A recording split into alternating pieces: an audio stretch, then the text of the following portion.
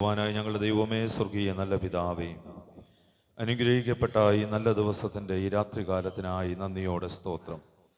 2026 പുതു ഞായറാഴ്ച ദൈവസന്നിധിയിൽ ഈ സന്ധ്യായാമത്തിൽ കൺവെൻഷൻ്റെ സമാപന ദിവസത്തിൽ ഞങ്ങൾക്ക് ഒരുമിച്ച് ദേവാലയത്തിൽ വന്നിരുന്ന പിതാവേ എന്ന് വിളിക്കുവാൻ ഞങ്ങൾക്ക് തന്നിരിക്കുന്ന പുത്രത്തിൻ്റെ സാവകാശത്തിനായി നന്ദിയോടെ സ്തോത്രം.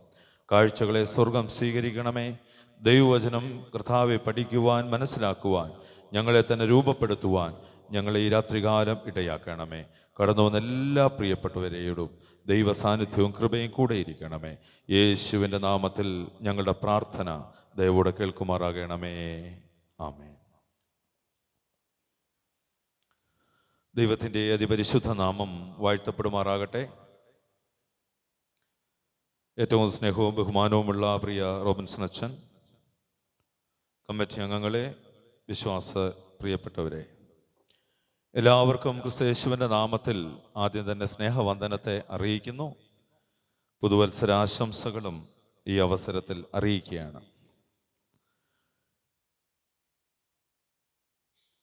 ഇത്തരത്തിൽ ഈ കൺവെൻഷൻ്റെ സമാപന ദിനത്തിൽ എന്നെ ക്ഷണിച്ചതിലുള്ള നന്ദി സ്നേഹത്തെയും ഒരിക്കൽ കൂടി അറിയിക്കുന്നു.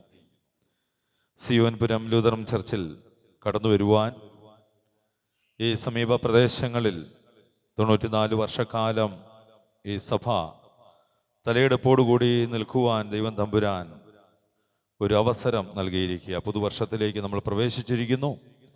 2025 ചരിത്രത്തിൻ്റെ ഭാഗമായി 2026 നമ്മൾ പ്രവേശിച്ചു.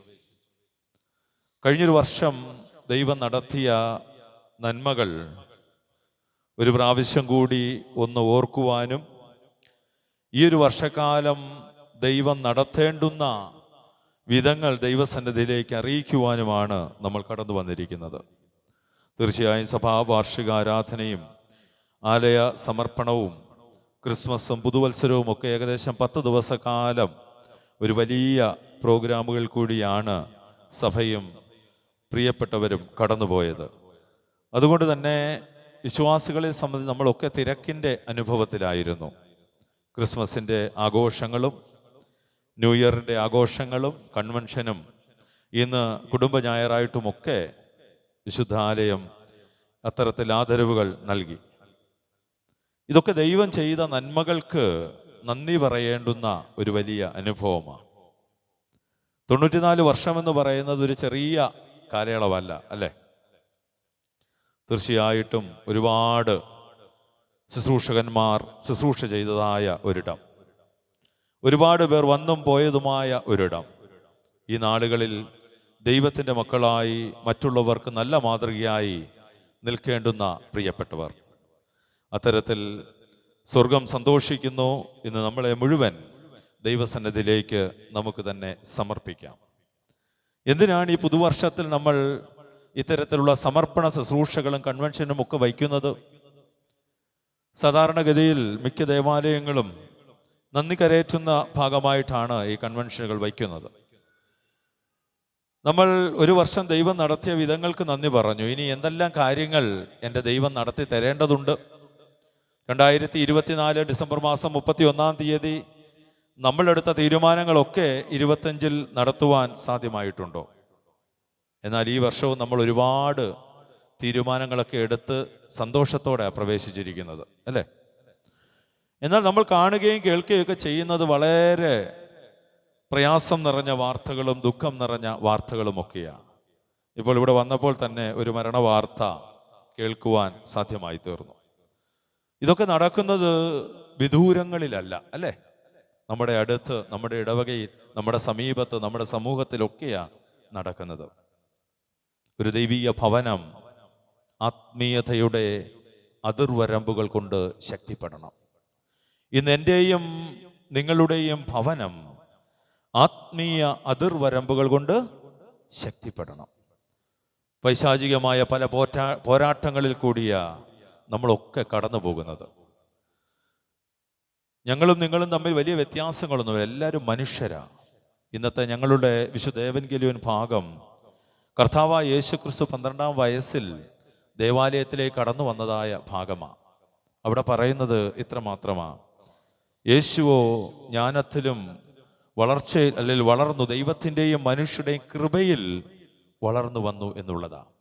അപ്പോൾ ദൈവത്തിന് കൊടുക്കേണ്ടുന്ന സമയം ദൈവത്തിന് കൊടുക്കുവാനും മനുഷ്യർക്ക് കൊടുക്കേണ്ടുന്ന സമയം മനുഷ്യർക്ക് കൊടുക്കുവാനും നമുക്ക് സാധിക്കണം. വായിച്ച ഭാഗത്തിലേക്ക് നമുക്കൊന്ന് കടന്നു വരാം. നമ്മൾ മുഴുവൻ വാക്യവും നമ്മൾ വായിച്ചു കേട്ടു. 49-ാമത്തെ വാക്യം ഒരിക്കൽ കൂടി നമുക്കൊന്ന് ശ്രദ്ധിക്കാം. വിശുദ്ധ മർക്കോസിന്റെ സുവിശേഷം 10-ാം അധ്യായം 49-ാമത്തെ വാക്യത്തിന്റെ 3 വാക്കുകൾ. അപ്പോൾ യേശു നിന്നു, അവനെ വിളിപ്പീൻ എന്ന് പറഞ്ഞു. ധൈര്യപ്പെടുക, എഴുന്നേൽക്കുക, നിന്നെ വിളിക്കുന്നു. ക്രിസ്തീയ ജീവിതത്തിൽ നമ്മളൊക്കെ കേൾക്കുവാനും അനുഭവിക്കുവാനും ആഗ്രഹിക്കുന്ന 3 പദങ്ങളാണ്. ധൈര്യപ്പെടുക, എഴുന്നേൽക്കുക, നിന്നെ വിളിക്കുന്നു. ക്രിസ്തീയ ജീവിതത്തിൽ ക്രിസ്തുവിൻ്റെ ശബ്ദം നമുക്ക് കേൾക്കുവാൻ സാധ്യമായിട്ടുണ്ടോ? പലപ്പോഴും റേഡിയോ പോലെ നമ്മൾ ഒരുപാട് കാര്യങ്ങൾ നമ്മുടെ കർത്താവിനോട് പറയാറുണ്ട്. ഇവിടെ പറയുന്നു, യേശു നിന്നെ വിളിക്കുന്നു എന്ന് പറയുമ്പോൾ യേശു ബർത്തിമായോട് ഞാൻ നിനക്ക് എന്തു ചെയ്തു തരണം എന്ന് ചോദിക്കുമ്പോൾ എത്രയോ ഭാഗ്യം ചെയ്ത മനുഷ്യനാണ് ഈ ബർത്തിമായി. ഇന്ന് എന്നോട്, എൻ്റെ തലമുറയോട് എൻ്റെ ദൈവം ചോദിക്കുന്നുണ്ട്, എന്താണ് ഞാൻ നിനക്ക് ചെയ്തു തരേണ്ടത്? ഇന്ന് കൺവെൻഷന്റെ 3-ാം ദിവസം ദൈവസന്നിധിയിലേക്ക് അടുത്തു വന്നിരിക്കുന്ന നമ്മൾ ഓരോരുത്തരും നിശബ്ദമായ ഭാഷയിൽ ദൈവത്തോട് സംസാരിക്കുവാൻ പോവുകയാണ്. ഇന്ന് രാത്രികാലം എൻ്റെ ഏറ്റവും പ്രധാനപ്പെട്ട ആവശ്യം ദൈവത്തോട് പറയാൻ പോവുകയാണ്. അടുത്ത വർഷം ഇതേ സമയം അത് നിറവേറ്റുന്ന ദൈവത്തിൻ്റെ സാക്ഷ്യം നമ്മൾ പറയണം. തീർച്ചയായും ദൈവത്തെ ശല്യപ്പെടുത്തിയാൽ നമ്മുടെ പ്രാർത്ഥന ദൈവം കേൾക്കും. ഒരു പ്രാവശ്യം പറഞ്ഞ് നടക്കുമോ എന്ന് കരുതി തിരികെ പോകരുത്. പഴയ നിയമത്തിലെ ഹന്നായെ നമുക്കെല്ലാവർക്കും അറിയാം, അല്ലേ? ഭർത്താവൊക്കെ വളരെ സന്തോഷിപ്പിച്ചു. നീ കരയുന്നത് എന്തിനാ? ഉപവസിക്കുന്നത് എന്തിനാ? പ്രാർത്ഥിക്കുന്നത് എന്തിനാ? ഇത്രയും ജോലികൾ ചെയ്യുന്നത് എന്തിനാ? 10 പുത്രന്മാരെക്കാൾ നല്ലവനല്ലയോ ഞാൻ? ഒരു നല്ല ഭർത്താവിൻ്റെ നല്ല വാക്കുകളാ, ഒരു ഭാര്യ കേൾക്കുവാൻ ആഗ്രഹിക്കുന്ന നല്ല വാക്കുകളാ. പക്ഷെ ഹന്ന അതിലൊന്നും തൃപ്തിയായില്ല. ഹന്ന വീണ്ടും ദൈവത്തോട് സംസാരിച്ചു കൊണ്ടേയിരുന്നു. ദേവാലയത്തിൽ പോയി മണിക്കൂറുകളോളം ദൈവത്തോട് സംസാരിച്ചു. ഭാഷയിലല്ല, വാക്കുകളിലല്ല, ഉച്ചത്തിലല്ല. അവിടെ പറയുന്നത് ഹൃദയത്തെ ദൈവസന്നിധിയിലേക്ക് പകരുന്നതായ അനുഭവമാണ് പ്രാർത്ഥന. ഇന്ന് ഞാനും പറഞ്ഞു, നിശബ്ദമായ ഭാഷയിൽ ദൈവത്തോട് സംസാരിക്കുന്ന പ്രാർത്ഥനകൾ ഉരുവിടുവാൻ പോവുകയാണ്. എലി പ്രവാചകൻ അല്ലെങ്കിൽ തൻ്റെ സഹോദരിയൊക്കെ വന്ന് പറഞ്ഞു, അവൾ മദ്യവെച്ചിരുന്ന് പിറുപിറുക്കുന്നു. ഒരുപാട് പരിഹാസങ്ങളൊക്കെ കേട്ടു. പക്ഷേ ദൈവത്തോടൊരു ഉടമ്പടി വച്ചിരിക്കുക. അതുകൊണ്ടാണ് പറഞ്ഞ് 2026 നമ്മൾ പ്രവേശിക്കുമ്പോൾ ദൈവത്തോട് ഒരു ഉടമ്പടി വയ്ക്കണം. ഉടമ്പടിയിൽ ശ്രദ്ധിക്കുന്ന ദൈവമാണ് നമ്മുടെ ദൈവം. നീ വിശ്വാസത്തോടെ അനുസരണയോടെ നിന്റെ ഉടമ്പടി പാലിക്കുന്നുവെങ്കിൽ, നീ ഏറ്റെടുത്തിരിക്കുന്ന കാര്യം നിർവഹിക്കുന്നുവെങ്കിൽ ദൈവം നിന്റെ പ്രാർത്ഥന കേൾക്കും. ഹന്ന ഒരു കുഞ്ഞിന് വേണ്ടി പ്രാർത്ഥിച്ചു, അവന് കുഞ്ഞിനെ നൽകി. അവിടെ പറയുന്ന യഹോവയോട് ചോദിച്ചു വാങ്ങി, ബലപ്പെട്ടു അല്ലെങ്കിൽ പിടിച്ചു വാങ്ങി എന്നർത്ഥമുള്ള ശമൂവേൽ എന്ന പേരായി ഇടുന്നത്. അവിടെയും തീർന്നില്ല, ഒരു ഉടമ്പടി ചെയ്തു. എന്താ? മുലകുടി മാറുന്നതിന് മുമ്പേ ദേവാലയത്തിൽ സമർപ്പിക്കുക. അത് കൃത്യമായി ചെയ്യുകയാണ്. നമ്മളും പല വിഷയങ്ങൾ ദൈവസന്നിധിയിലേക്ക് സമർപ്പിച്ച്, ദൈവമേ ഇതെനിക്ക് നൽകിയാൽ ഇന്ന കാര്യം ഞാൻ ചെയ്തു കൊള്ളാം. ചിലപ്പോൾ പല തിരക്കുകൾ കൊണ്ട് നമ്മൾ മറന്നു പോയേക്കാം. അതുകൊണ്ടാണ് ഞാൻ പറഞ്ഞു, 2024 പ്രാർത്ഥനയോടെ സാക്ഷ്യത്തോടെ ഒരുപാട് തീരുമാനങ്ങളോടെ നമ്മൾ 2025 പ്രവേശിച്ചു. എത്ര തീരുമാനങ്ങൾ എനിക്കും നിങ്ങൾക്കും നടപ്പിലാക്കുവാൻ സാധ്യമായി? ഇപ്പം 2026 ദൈവം നമ്മളെ വിളിച്ചു വേർതിരിച്ചിരിക്കുക. കഴിഞ്ഞൊരു വർഷം നമ്മളോടൊപ്പം നടന്നവർ, പ്രായഭേദമന്യേ ഒരുപാട് പേർ ഈ ലോകത്തിൽ നിന്ന് മാറ്റപ്പെട്ടു. ഒരുപാട് കുടുംബങ്ങൾ തകർന്നു, ഒരുപാട് കുഞ്ഞുങ്ങൾ പോയി. എന്നാൽ നമ്മളെ കുടുംബമായി ദൈവം വിളിച്ചു വേർതിരിച്ചിരിക്കുക. നഷ്ടപ്പെടുത്താതെ 2026 സ്വർഗത്തിലെ ദൈവം നമ്മളെ നോക്കുന്നുണ്ട്. അത്തിയെപ്പോലെയല്ല, നല്ല ഫലങ്ങൾ കായ്ക്കുവാൻ, മറ്റുള്ളവർക്ക് പ്രയോജനപ്പെടുവാൻ നമുക്ക് ഓരോരുത്തർക്കും സാധിക്കണം. വായിച്ച ഭാഗത്തിലേക്ക് നമുക്ക് ശ്രദ്ധയെ തിരിക്കാം. ഇന്ന് ഞാൻ സംസാരിക്കുവാൻ ആഗ്രഹിക്കുന്ന വിഷയം ആത്മീയതയെക്കുറിച്ചാണ്. കാരണം ഒരു 10 വർഷക്കാലം മുമ്പുള്ള ഒരു ദേവാലയങ്ങളോ ആത്മീയ വേരുകളോ അല്ല ഇന്ന് മനുഷ്യൻ കൊണ്ടു നടക്കുന്നത്. ഇന്ന് പലപ്പോഴും ആത്മീയതയുടെ മാനങ്ങൾ മാറുന്നതായ ഇന്നിൻ്റെ കാലഘട്ടത്തിൽ ഇന്ന് എൻ്റെ ആത്മീയത എവിടെ നിൽക്കുന്നുവെന്നൊരു ചോദ്യം നമുക്കിന്ന് ചോദിക്കുവാൻ സാധ്യമാകണം. 10 വർഷം മുമ്പ് നമ്മുടെ ഭവനങ്ങളിലെ പ്രാർത്ഥന പോലും എപ്രകാരമായിരുന്നു? കൂട്ടുകുടുംബമായി ഒരു പായിലിരുന്ന് ഒരുപാട് ഗാനങ്ങൾ പാടി, ഒരുപാട് പാഠഭാഗങ്ങൾ വായിച്ച് ദീർഘനേരം പ്രാർത്ഥിക്കുന്ന ഒരു ചിത്രം നമ്മുടെ ഭവനങ്ങൾക്കുണ്ടായിരുന്നു. സത്യമല്ലേ? ഇന്ന് കാലങ്ങൾ മുൻപോട്ട് വന്നു, മനുഷ്യന് നല്ല ഭവനങ്ങൾ വന്നു, നല്ല ജോലികൾ വന്നു, വാഹനങ്ങൾ വന്നു, കുഞ്ഞുങ്ങൾക്ക് തൻ്റെതായ ഇടങ്ങൾ കണ്ടെത്തുവാൻ സാധ്യമായി. മനുഷ്യൻ തിരക്കിലേക്ക് എത്തപ്പെട്ടു. ആ 10 വർഷം മുമ്പുള്ള പ്രാർത്ഥന ഇന്ന് എവിടെയാണ് വന്നു നിൽക്കുന്നത്? പ്രാർത്ഥന കഴിഞ്ഞേ ഭക്ഷണമുള്ളൂ, അല്ലേ? നമ്മളതാ പഠിച്ചിരുന്നത്. കുടുംബ പ്രാർത്ഥന കഴിഞ്ഞാണ് ഭക്ഷണ മേശയിലേക്ക് കടന്നു വരുന്നത്. അവിടെയും ഒന്നിച്ചിരുന്ന് ആഹാരം പങ്കുവയ്ക്കുന്ന ഒരു ഇടമായിരുന്നു. അന്നത്തെ മുഴുവൻ കാര്യങ്ങളും സംസാരിക്കുന്ന ഒരു വേദിയായിരുന്നു അന്ന് നമ്മളുടെ മേശ. ഇന്ന് എത്ര സമയത്ത് എത്ര ഇടങ്ങളിലിരുന്നാണ് ഒരു കുടുംബം ഭക്ഷണം കഴിക്കുന്നത്? ഇന്ന് പലപ്പോഴും ഒരു ബൗളിൽ 4 ഗോലികൾ ഇട്ടാൽ അത് ഒരുമിച്ച് കിടക്കും. അതാ കഴിഞ്ഞ വർഷങ്ങൾ സൂചിപ്പിക്കുന്നത്. എന്നാൽ ഇന്നൊരു ട്രേയിൽ 4 ഗോലി ഇട്ടാൽ 4 ഭാഗങ്ങളിലേക്കാണ് പോകുന്നത്. അപ്പോൾ അങ്ങനെയല്ല ഒരു ക്രിസ്തീയ കുടുംബം. അതുകൊണ്ട് തന്നെ കുടുംബങ്ങളിൽ ഇന്ന് പല പ്രശ്നങ്ങളാണ്, പ്രയാസങ്ങളാണ്, ദുഃഖങ്ങളാണ്, കണ്ണുനീരിൻ്റെ അനുഭവങ്ങളാണ്. പഴയ നിയമത്തിലേക്ക് പോകുമ്പോൾ നയമാൻ അവിടെ ഓർമ്മപ്പെടുത്തുന്നുണ്ട്, കുഷ്ഠം ബാധിച്ച് ആരോടും പറയുവാൻ സാധിക്കുന്നില്ല, അല്ലേ? നല്ല കോട്ട്, നല്ല വസ്ത്രമൊക്കെ കൊണ്ട് സുന്ദരനായി നടക്കുകയാണ്. പക്ഷെ ഉള്ളിൽ ആരോടും പറയാത്ത പല വേദനകളുണ്ട്. ആ വേദന പറഞ്ഞാൽ എല്ലാം നഷ്ടപ്പെടും. ഇന്ന് നമ്മുടെ ഉള്ളിലും ആരോടും പറയാത്ത ചില വേദനകളുണ്ട്, ചില ചോദ്യങ്ങളുണ്ട്, ചില നൊമ്പരങ്ങളുണ്ട്. ഇന്ന് ഈ രാത്രികാലം അതിറക്കി വയ്ക്കുവാൻ ഒരിടമുണ്ട് എന്നുള്ളത് നമ്മളെ ഓർമ്മപ്പെടുത്തുകയാണ്.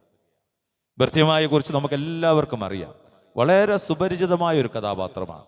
ഇന്ന് അദ്ദേഹത്തിൻ്റെ സൗഖ്യദായകമോ അല്ലെങ്കിൽ അത്തരത്തിലുള്ള ശുശ്രൂഷകളിലേക്കല്ല ഞാൻ പോകുന്നത്. പക്ഷേ അദ്ദേഹം നമുക്ക് കാട്ടിത്തരുന്ന ചില മാതൃകകളുണ്ട്.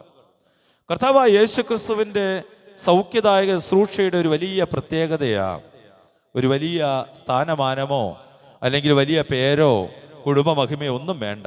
2 കാര്യങ്ങൾ മാത്രമാണ് പല ഭാഗങ്ങളിൽ ഓർമ്മപ്പെടുന്നത്. എന്തൊക്കെയാ? 1 അനുസരണം, 2 വിശ്വാസം. ഇന്ന് ദൈവസന്നിധിയിൽ അനുസരണവും വിശ്വാസവും ഉണ്ടെങ്കിൽ നമുക്കെല്ലാവർക്കും ദൈവസന്നിധിയിൽ ഇടം കണ്ടെത്തുവാൻ സാധ്യമാകും. ഇവിടെ ഭർത്യമായെ സംബന്ധിച്ച് എന്തൊക്കെ കാര്യങ്ങളാണ് നമ്മളെ ഓർമ്മപ്പെടുത്തുന്നത്? ഇവിടെ വാക്യം ആരംഭിക്കുന്നത് ഇപ്രകാരമാണ്: അവൻ പിന്നെയും യെരൂശലേമിൽ ചെന്നു, അവൻ യെരിഹോവിൽ നിന്ന് പിന്നെ അവൻ ശിഷ്യന്മാരോടും വലിയ പുരുഷാരത്തോടും കൂടെ യെരിഹോവിൽ നിന്ന് പുറപ്പെടുമ്പോൾ തിമായുടെ മകനായ ബർത്തിമായി എന്ന കുരുടനായ ഒരു ഭിക്ഷക്കാരനെ വഴിയരികിൽ കണ്ടു. യെരൂശലേമിൽ നിന്നും 20 മൈൽ അകലെയുള്ള ഒരു പട്ടണമാണ് യെരിഹോ പട്ടണം. ഒരുപാട് ജനങ്ങൾ തിങ്ങിപ്പാർക്കുന്നതായ ഒരിടം, ഒരുപാട് പേർ ജോലി ആവശ്യവുമായി വരുന്ന ഒരിടം. അതുവഴി കർത്താവും ശിഷ്യന്മാരും പുരുഷാരവും ഒക്കെ നടന്നു പോവുകയാണ്. അപ്പോൾ ഇവിടെ ഓർമ്മപ്പെടുത്തുന്നു, തിമായി എന്ന് പറയുന്നതായ ബർത്തിമായി, തിമായിയുടെ മകനായ ബർത്തിമായി. 2 കുരുടന്മാർ എന്ന അർത്ഥം മാത്രമേ ഉള്ളൂ. എല്ലാ ഭാഗങ്ങളും ഒന്നീ കുഷ്ഠരോഗി, ഇല്ലെങ്കിൽ കുരുടൻ, ഇല്ലെങ്കിൽ കൂനിയായ സ്ത്രീ, ഇല്ലെങ്കിൽ രക്തസ്രാവക്കാരിയായ സ്ത്രീ. അപ്പോൾ അങ്ങനെയുള്ള രോഗത്തിൻ്റെ ലേബല്ല ഓരോ മനുഷ്യനെയും അറിയപ്പെടുന്നത്. ഇവിടെയും അത്തരത്തിൽ പേരിനോട് ചേർന്ന് നിൽക്കുന്നു എന്ന് മാത്രമേ ഉള്ളൂ. അപ്പോൾ എല്ലാവരും വഴിയരികിൽ ഭിക്ഷയ്ക്കിരിക്കുന്നു, ഈ മനുഷ്യനും ഇരിക്കുന്നു. എന്നാൽ അവരിൽ നിന്നും രണ്ട് വ്യത്യസ്തതകൾ ഈ മനുഷ്യനുണ്ട്. ഒന്ന്, എൻ്റെ സമൂഹത്തിൽ എന്ത് നടക്കുന്നു എന്ന് ചോദിച്ച് മനസ്സിലാക്കുന്ന വൃത്തിമായി. രണ്ട്, യേശുവിൽ ഒരു വലിയ വിശ്വാസം ഉള്ള മനുഷ്യൻ. മറ്റ് ഭിക്ഷക്കാർ കാശിനു വേണ്ടി നിലവിളിക്കുമ്പോൾ ഇവിടെ വൃത്തിമായി നമ്മളെ ഓർമ്മപ്പെടുത്തുന്നത് എൻ്റെ പരിസരങ്ങൾ. കാരണം അത്രയും ജനങ്ങൾ ഒരുമിച്ച് കടന്നു വരുവാൻ എന്താണ് കാരണം? വലിയ ഒരു വെല്ലുവിളിയാണ് നമുക്ക്. ഇന്ന് പലപ്പോഴും എൻ്റെ ഭവനത്തിൽ നടക്കുന്നത് പോലും എനിക്ക് അറിയാത്തതായ ഒരു കാലഘട്ടമാണ്.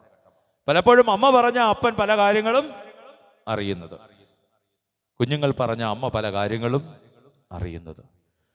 ഞാനതാ പറഞ്ഞത്, കൂട്ടുകുടുംബമായിരുന്ന നമ്മൾ ഒറ്റപ്പെട്ട് കുടുംബങ്ങളിലേക്ക് മാറിപ്പോകുമ്പോൾ ഇന്ന് ഭവനങ്ങളിൽ ആശയവിനിമയത്തിൻ്റെ സാധ്യത വളരെ കുറഞ്ഞു. മൊബൈലിൻ്റെയും അത്തരത്തിലുള്ള മാധ്യമങ്ങളുടെ അതിപ്രസരം ഇന്ന് കുടുംബങ്ങളിൽ ആശയവിനിമയത്തിൻ്റെ സാധ്യത വളരെ കുറച്ചു. അതുകൊണ്ടാണ് ഞാൻ പറഞ്ഞത്, അന്ന് കൂട്ടുകുടുംബമായിരുന്നു പ്രാർത്ഥിച്ച ഇന്ന് നമ്മൾ കസാരകളിലേക്ക് നമ്മുടെ പ്രാർത്ഥന മാറി. അതും മാറി, ഇന്ന് കട്ടിലുകളിലേക്ക് മാറി. ഒരാമേൻ പറഞ്ഞ് രണ്ട് വാക്ക് പ്രാർത്ഥിച്ച് കിടക്കുന്നതായ ഒരു അനുഭവത്തിലേക്ക്. പാട്ടുകാരൻ ഓർമ്മപ്പെടുത്തുന്നുണ്ട്, രാത്രിയിലുള്ള നിന്റെ കരുതലിനും രാവിലെയുള്ള നിന്റെ വിശ്വസ്തതയ്ക്കും എന്ത് യോഗ്യതയാണ് എനിക്കുള്ളത്. അതിരാവിലെ 4 മണി മുതൽ പാടി പ്രാർത്ഥിക്കുന്ന അമ്മമാരും അപ്പന്മാരും ഉള്ള കാലഘട്ടത്തിലാണ് നമ്മളും ജനിച്ച് വളർന്നത്. ഇന്ന് എവിടെ പോയി നമ്മുടെ ആത്മീയത? അതുകൊണ്ട് എന്നെ കേൾക്കുന്ന എൻ്റെ പ്രിയ ദൈവജനമേ, എൻ്റെ ഭവനത്തിൽ സ്വസ്ഥത വേണമെങ്കിൽ, എൻ്റെ ഭവനത്തിൽ സമാധാനം വേണമെങ്കിൽ, എൻ്റെ ദൈവത്തിൻ്റെ വൻകാര്യങ്ങൾ എൻ്റെ ഭവനത്തിൽ സാധ്യമാകണമെങ്കിൽ എന്തു വേണം? ആത്മീയതയുടെ അതിർവരമ്പുകൾ നമ്മുടെ ഭവനത്തിൽ സാധ്യമാകണം. ആരാണ് സാത്താൻ? ഒറ്റ വാക്കിൽ പറയുമ്പോൾ നമ്മുടെ ഭവനമാകുന്ന പറുദീസയിൽ പഴുതു കണ്ടെത്തുന്നവനാ സാത്താൻ. നമ്മുടെ ഭവനമാകുന്ന പറുദീസയിൽ പഴുതു കണ്ടെത്തുന്നവനാ. ഈ ഭൂമിയിൽ ഒരു സ്വർഗമുണ്ടെങ്കിൽ അതെൻ്റെ ഭവനമാണെന്ന് വിശ്വസിക്കുകയാ ഞാനും നിങ്ങളും, അല്ലേ? ഈ ഭൂമിയിലെ സ്വർഗമാണ് എൻ്റെ ഭവനം. ആ സ്വർഗത്തിലേക്കൊരു പഴുതൊരിക്കലും നമ്മൾ കൊടുക്കരുത്. ആരാണൊരപ്പൻ? ഒറ്റ വാക്കിൽ പറയുമ്പോൾ പുറത്തെ ശത്രു എൻ്റെ ഭവനത്തിനുള്ളിൽ കയറാത്ത വിധം ഭവനത്തെ സുരക്ഷിതത്വത്തിലേക്ക് നയിക്കുന്നതാണ് ഒരു പിതാവിൻ്റെ കടമ. പുറത്തെ ശത്രു എൻ്റെ ഭവനത്തിനുള്ളിലേക്ക് പ്രവേശിക്കാതെ ഭവനത്തെ സുരക്ഷിതത്വത്തിലേക്ക് നയിക്കുന്നതാണ് ഒരു പിതാവിൻ്റെ കടമ. എത്ര പിതാക്കന്മാർക്ക് പറയുവാൻ സാധിക്കും, എൻ്റെ ഭവനത്തിലൊരു പിതാവ് എന്ന നിലയിൽ ഞാൻ ശക്തനാണ്? ആരാണൊരു അമ്മ? എൻ്റെ ഭവനത്തിലുള്ള വ്യക്തി ജീവിതങ്ങളെ പ്രാർത്ഥിച്ച് പുറത്തേക്ക് അയക്കുന്നതാ ഒരമ്മയുടെ കടമ. അവർ തിരിച്ച് വരുന്നത് വരെ പ്രാർത്ഥനയാകുന്ന ബലികൾ നടത്തുന്നതാ ഒരമ്മയുടെ കടമ. ആരാണ്? കുഞ്ഞുങ്ങൾ. എൻ്റെ മാതാവിൻ്റെയും എൻ്റെ പിതാവിൻ്റെയും ദൈവമാണ് എൻ്റെ ദൈവം എന്ന് പറയുന്നതാണ് എൻ്റെ കുഞ്ഞുങ്ങൾ. യെരൂശലേമിൽ യേശു കുഞ്ഞിനെ പെരുന്നാളിന് കൊണ്ടുവന്ന് മടങ്ങിപ്പോകുമ്പോൾ അവിടെ വായിക്കുന്നുണ്ട്, തൻ്റെ കുഞ്ഞ് തങ്ങളോടൊപ്പം ഇല്ല. വളരെ ഭയചിത്തയായി. നമ്മളൊക്കെ സ്കൂളിൽ 4 മണി കഴിഞ്ഞാൽ കുഞ്ഞുങ്ങൾ വരാൻ താമസിച്ചാൽ എന്തുമാത്രം ഭയമാ. യേശുവിൻ്റെ അപ്പനും അമ്മയും എവിടേക്കാ തിരക്കി വന്നത്? അവർ ദേവാലയത്തിലേക്ക് തിരക്കി വന്നു, അല്ലേ? നഷ്ടപ്പെട്ടു പോയ കുഞ്ഞ് എവിടെ കാണുമെന്നുള്ള വിശ്വാസം യേശുവിൻ്റെ അപ്പനും അമ്മയ്ക്കും ഉണ്ടായിരുന്നു. ഇന്ന് ഞങ്ങൾ ഇവിടെ ഇരിക്കുന്ന മാതാപിതാക്കൾ ഒരുപാട് പേരുണ്ട്. എൻ്റെ കുഞ്ഞ് എവിടെയാണ്? എൻ്റെ കുഞ്ഞിപ്പോൾ എവിടെയുണ്ടെന്ന് വ്യക്തമായി നമുക്ക് പറയുവാൻ സാധിക്കുമോ? തീർച്ചയായും അകലങ്ങളുടെ കാലഘട്ടമാണ്. ഇവിടെയും ഓർമ്മപ്പെടുത്തുന്ന കൃത്യമായി സമൂഹത്തിൽ എന്ത് നടക്കുന്നു എന്നുള്ളത് ചോദിച്ച് മനസ്സിലാക്കുകയാണ്. ഞാൻ പറയുവാൻ ആഗ്രഹിച്ചത് എൻ്റെ ഭവനത്തിലല്ല, എൻ്റെ അയൽപക്കത്ത് എന്ത് നടക്കുന്നു എന്നുള്ളത് നമ്മൾ ചോദിച്ച് മനസ്സിലാക്കണം. ഈ ഇടയ്ക്ക് നമ്മൾ കേട്ടതായ ഒരു കവിതയാ, ഒരു വീട്ടിൽ അടുപ്പ് പുകഞ്ഞാൽ മറുവീട്ടിൽ പസിയില്ല, വിശപ്പില്ല. ഒരു കണ്ണുകലങ്ങി മറിഞ്ഞാൽ ഓടി വരാൻ പലരുണ്ട്. പഴയ ചരിത്രമാണ്, ഇന്ന് പ്രായമായ പലർക്കും അറിയാം. ഒരു വീട്ടിൽ അടുപ്പ് പുകഞ്ഞാൽ അടുത്ത വീട്ടിൽ വിശപ്പുള്ള ഒരു അനുഭവം ഉണ്ടായിരുന്നില്ല.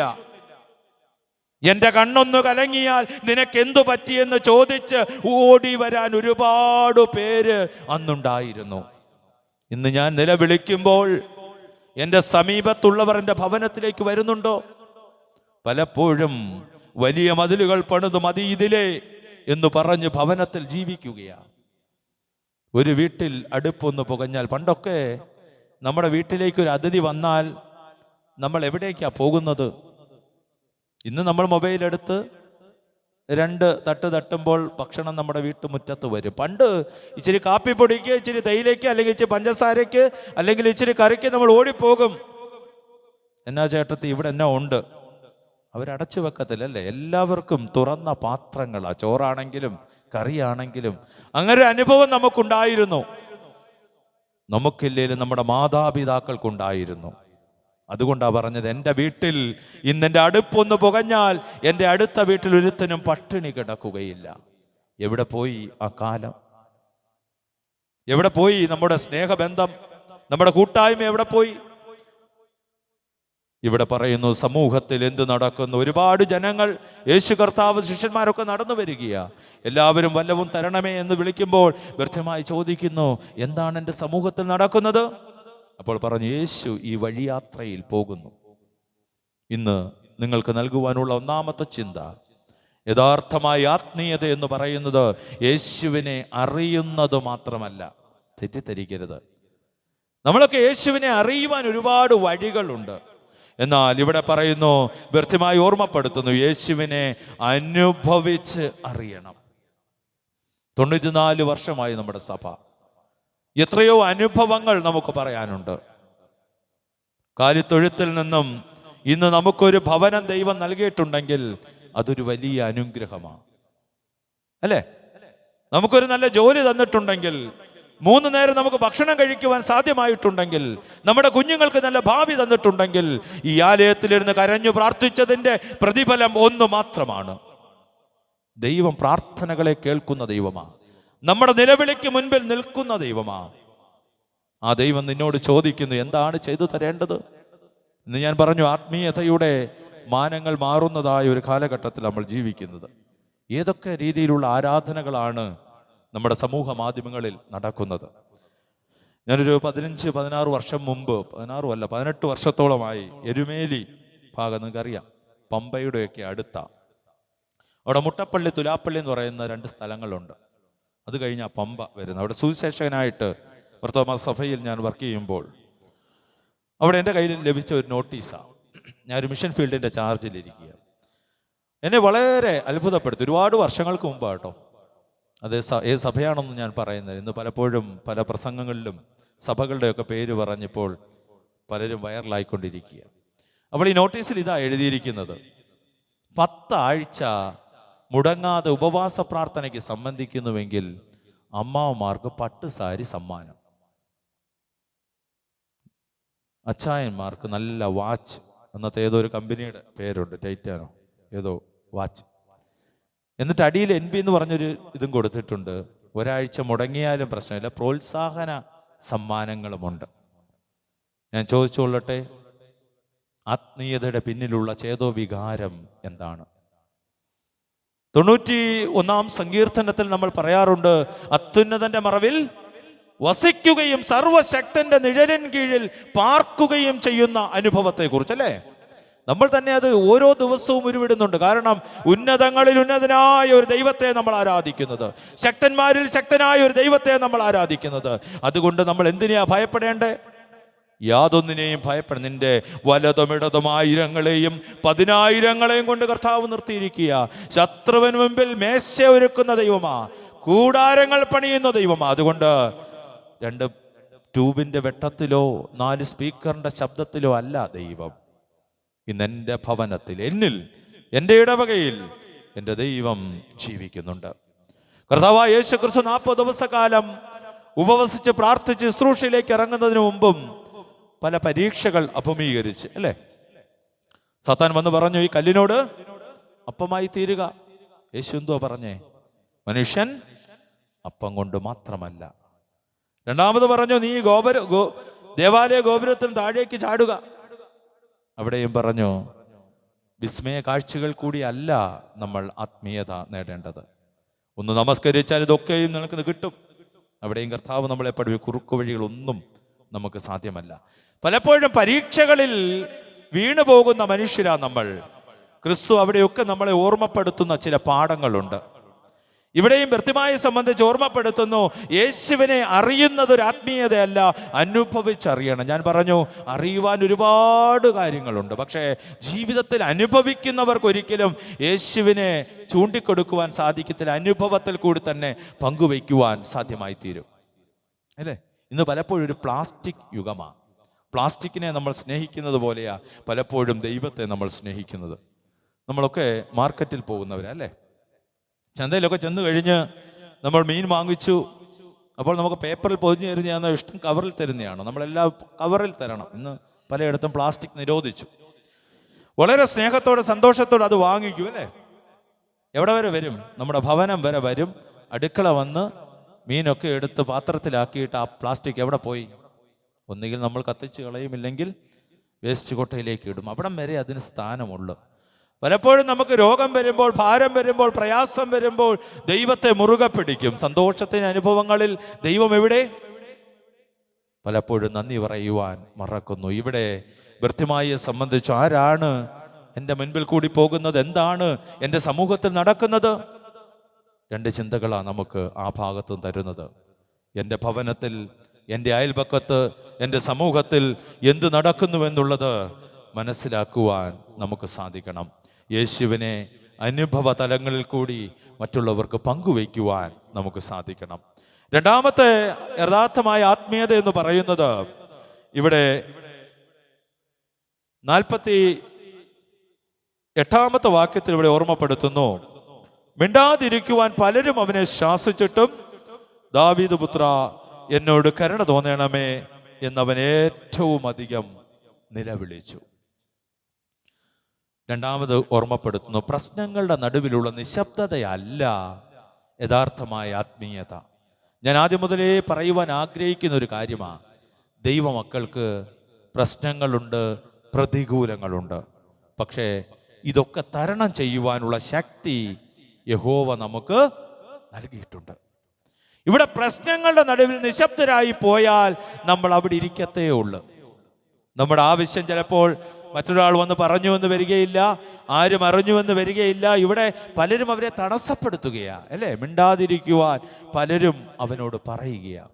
അപ്പോൾ പ്രശ്നങ്ങളുടെ നടുവിലുള്ള നിശബ്ദതയല്ല, ആ പ്രസ്തുത ദാതാവിനെ നിലവിളിക്കുന്നതാണ് യഥാർത്ഥമായ ആത്മീയത എന്ന് പറയുന്നത്.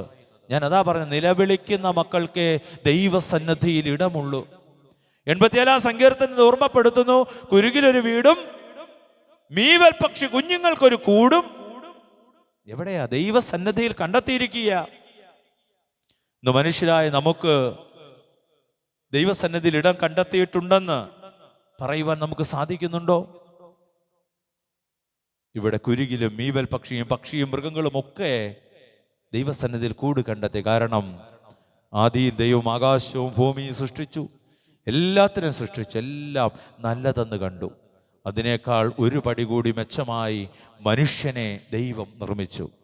അവിടെ പറയുന്നത്, ദൈവത്തിൻ്റെ സ്വരൂപത്തിലും സാദൃശ്യത്തിലും മനുഷ്യനെ ദൈവം നിർമ്മിച്ചു. അവനോട് 3 കാര്യങ്ങൾ പിതാവ് ഓർമ്മപ്പെടുത്തി. 1, ദൈവം സത്യമാകുന്നു. 2, പാപം നാശമാകുന്നു. 3, മനുഷ്യജീവൻ വിലയുള്ളതാകുന്നു. ഒറ്റ വാക്കിൽ ഉൽപ്പത്തി പഠിക്കുമ്പോൾ നമുക്കതാ മനസ്സിലാക്കുവാൻ സാധിക്കുന്നത്. സത്യമല്ലേ? ദൈവം പറയുന്ന കാര്യങ്ങൾ മുഴുവൻ സത്യമാണ്. ഈ തോട്ടത്തിന്റെ നടുവിലുള്ള വൃക്ഷത്തിന്റെ ഫലം നീ ഭക്ഷിക്കരുത്, നീ ഭക്ഷിക്കുന്ന ആളിൽ നീ മരിക്കും. സത്യമായ ഒരു കാര്യം പറഞ്ഞു പഠിപ്പിച്ച് പിതാവ് മടങ്ങുന്നു. 2 പറയുന്നു, നീ ഒരിക്കലും പാപം ചെയ്യരുത്, പാപം ചെയ്യുന്ന ദേഹി മരിക്കും, പാപം നിന്നെ നാശത്തിലേക്ക് കൊണ്ടെത്തിക്കും. അതും മനുഷ്യനെ പഠിപ്പിച്ചു. 3 പറഞ്ഞു, ദൈവസ്വരൂപത്തിൽ സൃഷ്ടിച്ച മനുഷ്യൻ, ദൈവസ്വരൂപത്തിലും സാദൃശ്യത്തിലും സൃഷ്ടിച്ച മനുഷ്യൻ വിലയുള്ളതാണ്. കാരണം നമ്മളൊക്കെ പല രൂപത്തിലും പല ഭാവത്തിലും ഇരിക്കുന്നുവെങ്കിലും നമ്മളെല്ലാം ദൈവമക്കളാ, ദൈവസ്വരൂപത്തിലാ. എന്നാൽ ദൈവം ഇതൊക്കെ പഠിപ്പിച്ച് മടങ്ങിപ്പോകുമ്പോൾ സാത്താൻ വന്ന് 3 കാര്യങ്ങൾ പഠിപ്പിച്ചു. ഏതാ മനുഷ്യൻ കേട്ടത്? ഒന്നാമത് സാത്താൻ പഠിപ്പിച്ച കാര്യമാ ദൈവം കള്ളം പറഞ്ഞു എന്നുള്ളതാ. നീ ഫലമൊന്ന് ഭക്ഷിക്കുക, നീ ദൈവത്തെ പോലെയാകും. അല്ലേ? ആര് പറഞ്ഞതാ കേട്ടത്? സാത്താൻ പറഞ്ഞ. കാരണം ദൈവത്തെ പോലെ ആയപ്പോ ഒന്നും പേടിക്കേണ്ട കാര്യമില്ല. രണ്ടാമത് പറഞ്ഞു, നീ പാപം ചെയ്തോ.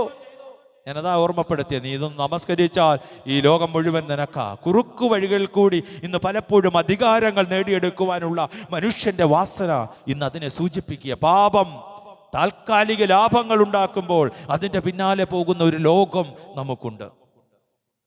മൂന്നാമതായി ഞാൻ പറഞ്ഞു, മനുഷ്യജീവൻ വിലയുള്ളതാ.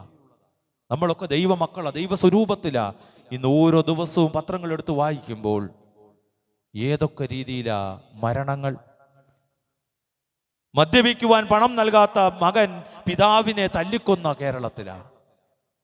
88 വയസ്സുള്ള വൃദ്ധമാതാവിൻ്റെ ചെവി ഉൾപ്പെടെ ഒരു അല്പം പൊന്നിന് വേണ്ടി വലിച്ചു പറിച്ചു കൊണ്ടുപോയ ലോകത്തിൽ നമ്മൾ ജീവിക്കുന്നത്. സ്ത്രീയെ അമ്മയായും ദേവതയായും ഭുജിക്കണമെന്ന് പുസ്തകത്തിൽ രേഖപ്പെടുത്തുമ്പോൾ അവഹേളിക്കുകയും പീഡിപ്പിക്കുകയും ചെയ്യുന്ന ഒരു കാലഘട്ടത്തിലാണ്. കണ്ണട എന്ന് പറയുന്ന കവിത നിങ്ങൾക്ക് എല്ലാവർക്കും അറിയാം. ഇന്നിൻ്റെ കാലഘട്ടത്തിൻ്റെ ഒരു നല്ല ചിത്രം തന്നെയാണ് അദ്ദേഹം കാണിച്ചിരിക്കുന്നത്. 4 വരികൾ ഓർമ്മപ്പെടുത്തുകയാണ്. പൊട്ടിയതാലി ചരടുകൾ കാണാം, പൊട്ടാമദ്യ കുപ്പികൾ കാണാം, പലിശ പട്ടിണി പടി കയറുമ്പോൾ പിറകിലെ മാവിൽ കയറുകൾ കാണാം. നിങ്ങളൊക്കെ കേട്ടിട്ടുള്ള കവിതയല്ലേ? അവിടെ പറയുന്നത് പൊട്ടിയതാലി ചരടുകളും പൊട്ടാമദ്യ കുപ്പികളും ഇന്നിൻ്റെ ശാപമാണ്. ഇന്ന് പലപ്പോഴും മനുഷ്യൻ, എൻ്റെ ഭാര്യ ഇന്ന് എന്നോട് പിണങ്ങിയിരുന്നാൽ എനിക്ക് യാതൊരു പ്രശ്നവുമില്ല, എൻ്റെ കുഞ്ഞുങ്ങളിൽ എന്നോട് പിണങ്ങിയിരുന്നാൽ എനിക്ക് യാതൊരു പ്രശ്നവുമില്ല, എൻ്റെ മദ്യക്കുപ്പികൾ പൊട്ടാതിരുന്നാൽ മതി, എൻ്റെ ഭൗതികമായ സമ്പത്ത് നഷ്ടപ്പെടാതിരുന്നാൽ മതി. ഞാൻ വലുതെന്ന് ചിന്തിക്കുന്നതല്ല ഇന്ന് വലുത്. ദുഃഖിക്കേണ്ടുന്ന കാര്യങ്ങളിൽ ഇന്ന് നമുക്ക് ദുഃഖിക്കുവാൻ സാധ്യമായി തീരണം. താലിച്ചരടുകൾക്കാ പ്രാധാന്യം, ഒരിക്കലും മദ്യക്കുപ്പികൾക്കല്ല. ഇന്ന് പിണങ്ങിയിരുന്നാൽ എന്താണ് പറ്റിയതെന്ന് ചോദിക്കുവാൻ നമുക്ക് സാധ്യമാകണം. ആർക്കും താഴ്ന്നു കൊടുക്കുവാൻ പറ്റാത്ത ഒരു കാലഘട്ടത്തിലാണ്, അല്ലേ? ആരാണ് വലിയവൻ, ആരാണ് ചെറിയവൻ എന്ന് പലപ്പോഴും അതുപോലും കണ്ടുപിടിക്കുവാൻ സാധിക്കത്തില്ല. ഇന്ന് എന്നെ കേൾക്കുന്ന ദൈവജനമേ, പ്രശ്നങ്ങളുടെ നടുവിൽ ഒരിക്കലും നമ്മൾ നിശബ്ദരായി പോകരുത്. പ്രതികൂലങ്ങളും പ്രയാസങ്ങളും ക്രിസ്തീയ ജീവിതത്തിൽ അടിക്കടി വന്നിരിക്കാം. എന്നാൽ ആ ദാതാവിനെ ഉറക്കെ പ്രഖ്യാപിക്കുവാൻ സാധ്യമാകണം.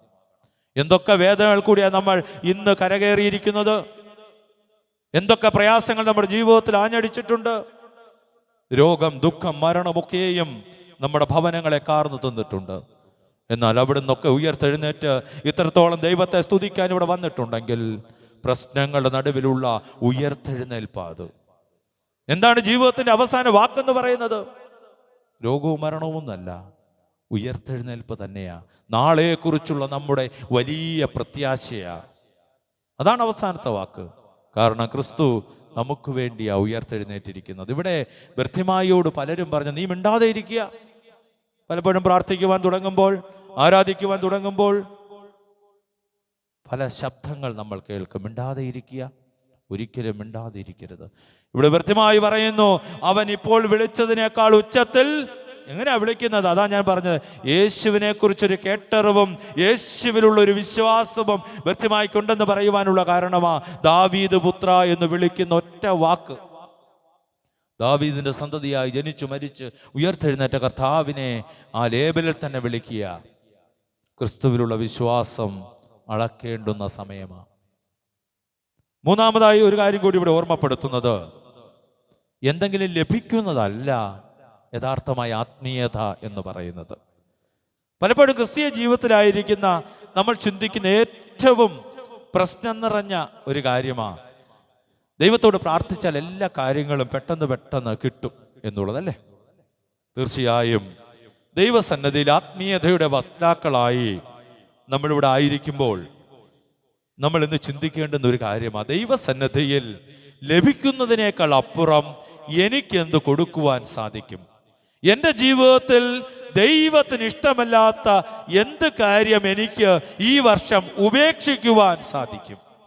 നോമ്പ് കാലഘട്ടത്തിൽ നമ്മൾ അതൊക്കെയാ ഓർമ്മപ്പെടുത്തുന്നത്. ഇഷ്ടപ്പെട്ടതിനെ ഉപേക്ഷിച്ചുകൊണ്ട് ഇഷ്ടപ്പെട്ടവന്റെ അടുക്കലേക്കുള്ള ഒരു യാത്രയാ നോമ്പ്. ഒരു പ്രണയകാലമാ.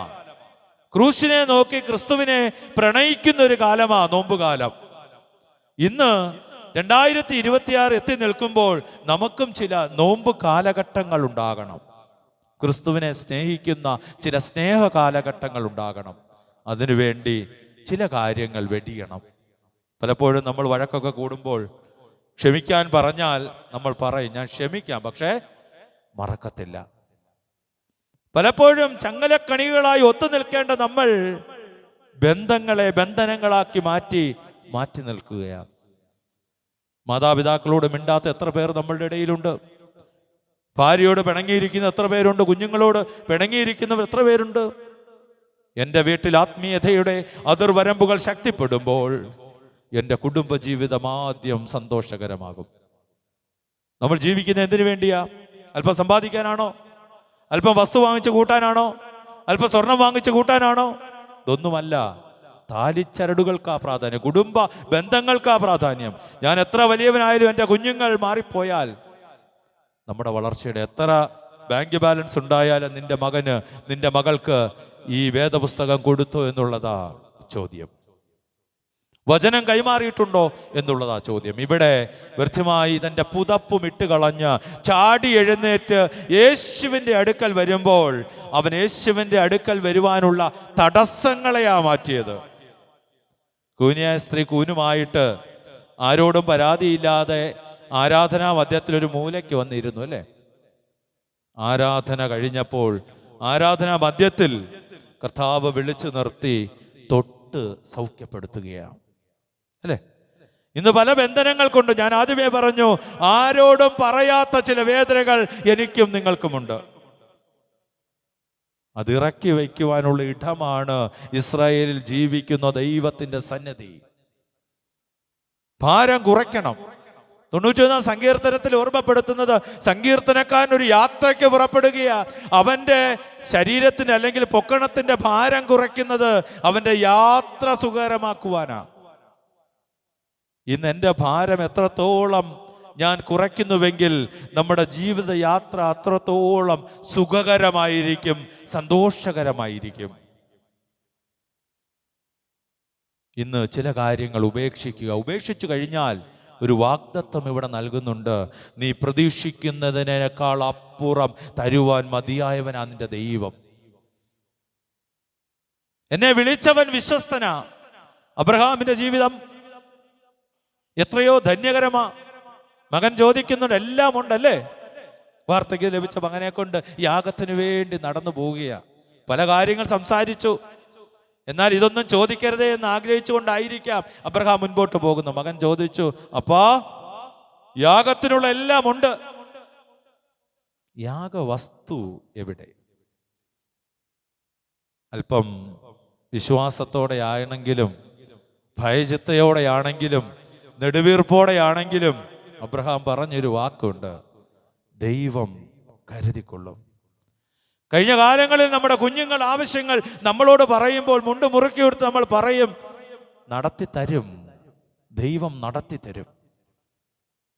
വിധവ 2 കാശിട്ടിട്ട് സംസാരിക്കാതെ അല്ലെങ്കിൽ നിശബ്ദമായി പോയപ്പോൾ യേശു പറഞ്ഞു, നിങ്ങൾ അവളെ മാതൃകയാക്കുക. അന്നത്തെ മത സാമൂഹിക ചുറ്റുപാടിൽ ഏറ്റവും കൂടുതൽ കൊടുക്കുന്ന മനുഷ്യനെ ദേവാലയത്തിൽ ശ്രേഷ്ഠനായി എണ്ണിയിരുന്ന പശ്ചാത്തലത്തിൽ വെറും 2 കാശ് ആരോരും കേൾക്കാതെ വഞ്ചിപ്പെട്ടിയിലിട്ട് മടങ്ങിപ്പോയി. യേശു പറഞ്ഞു, നിങ്ങൾ ഇവളെ മാതൃകയാക്കി. അന്നത്തെ നിയമസംഹിതകളെ മുഴുവൻ പൊളിച്ചെഴുതുകയാ. നിന്റെ പേരിവിടെ വിഷയമല്ല, നിന്റെ കുടുംബം ഇവിടെ വിഷയമല്ല, നീ ദൈവത്തെ എത്രമാത്രം അനുസരണയോടെ വിശ്വസിക്കുന്നു എന്നുള്ളത് ഇന്നിന്റെ കാലഘട്ടത്തിലെ ചോദ്യമാണ്. ഇത് നമുക്കും ചോദിക്കാം. തൻ്റെ കയ്യിലുള്ളതെല്ലാം നൽകുമ്പോൾ നിന്റെ അടുത്ത നേരത്തെ ആഹാരം എങ്ങനെയാ? നിന്റെ അടുത്ത നേരത്തിന്റെ മരുന്ന് എങ്ങനെയാ? നിന്റെ ആവശ്യം എങ്ങനെയാ? അവിടെയും പറയുന്നു, എൻ്റെ ദൈവം കരുതിക്കൊള്ളും. ഇന്നിവിടെ കൃത്യമായി ദൈവസന്നിധിയിലേക്ക് തൻ്റെ സമ്പാദ്യം മുഴുവൻ, തൻ്റെ പുതപ്പ് മുഴുവൻ ഇട്ട് യേശുവിൻ്റെ അടുക്കിലേക്ക് വരികയാണ്. ചിലതൊക്കെ നഷ്ടപ്പെടുത്തുമ്പോൾ നമ്മൾ ചിന്തിക്കുന്നതിനേക്കാൾ അപ്പുറം നൽകുന്ന ദൈവം. അതാ വേദപുസ്തകത്തിൽ പറഞ്ഞ, അമർത്തി കുലുക്കി തരുന്ന ദൈവമാണ്. നീ കൊടുക്കുമ്പോൾ നിനക്ക് വീണ്ടും അമർത്തി കുലുക്കി തരുന്ന ദൈവമാ. കവിയോളം നിനക്ക് തരും. അതാണ് ദൈവത്തിന്റെ വാഗ്ദത്തം. അനുസരണയോടെ വിശ്വാസത്തോടെ നമുക്ക് മുൻപോട്ട് പോകണം. ദൈവവും നമ്മളും തമ്മിലുള്ള ബന്ധം ദൃഢപ്പെടുത്തണം. അതിനേറ്റവും വലിയ ഒരു ഉദാഹരണമാണ് ലൂക്കോസിന്റെ സുവിശേഷം 11-ാം അധ്യായത്തിൽ 3 അപ്പം കടം ചോദിക്കാൻ വന്ന ഒരു മനുഷ്യനെ കുറിച്ച് രേഖപ്പെടുത്തിയിട്ടുണ്ടല്ലേ. അർദ്ധരാത്രിയിൽ വന്ന് കതക് മുട്ടുകയാ, എനിക്ക് 3 അപ്പം കടം തരണം. അകത്തുനിന്ന് ശബ്ദമുണ്ടായി, നീ പോയിട്ട് പിന്നെ വാ, എൻ്റെ കുഞ്ഞുങ്ങളോടൊപ്പം ഞാൻ കിടക്കുകയാ, എന്നെ ശല്യപ്പെടുത്തരുത്, നീ പോകാം. ചോദ്യം എന്താ? വല്ലതും തരണം. കാരണം എൻ്റെ ഓർക്കാപ്പുറത്ത് എൻ്റെ ഒരു സ്നേഹിതൻ എൻ്റെ ഭവനത്തിലേക്ക് വന്നു, എൻ്റെ കയ്യിൽ കൊടുക്കാൻ ഒന്നുമില്ല. ഞാൻ അതാ പറഞ്ഞ, പണ്ടൊക്കെ നമ്മുടെ ഭവനത്തിൽ ഒരു അതിഥി വന്നാൽ ചിലപ്പോൾ പഞ്ചസാര കാണത്തില്ല.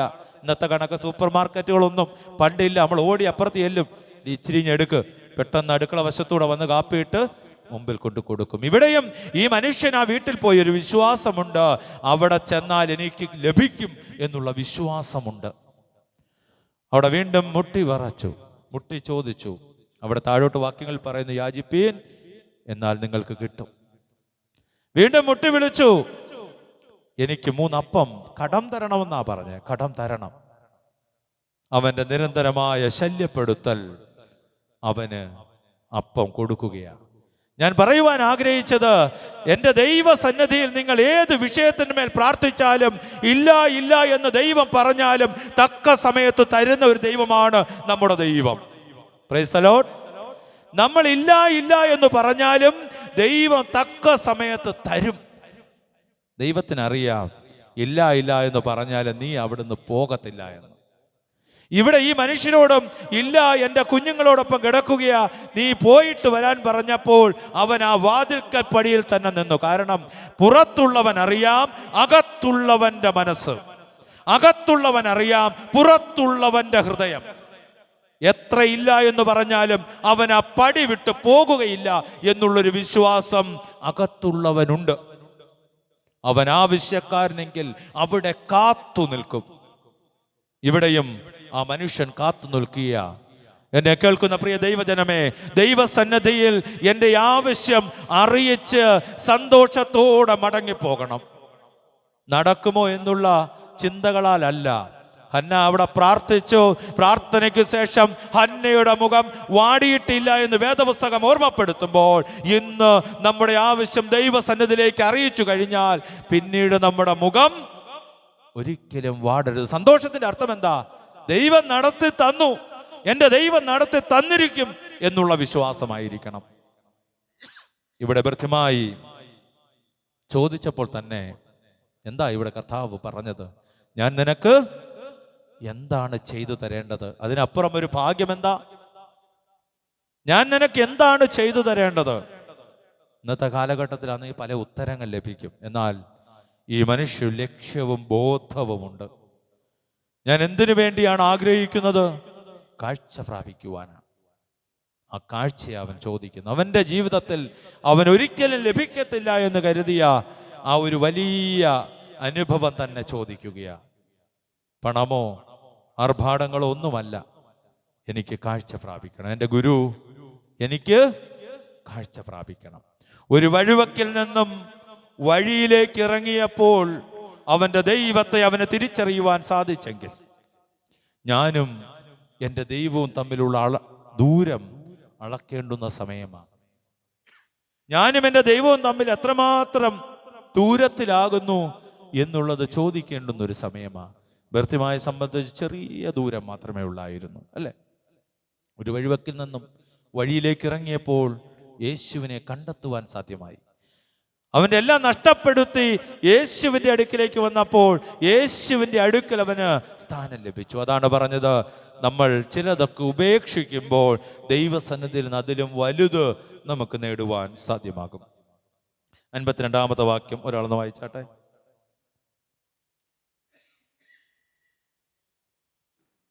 10-52 വാക്യം.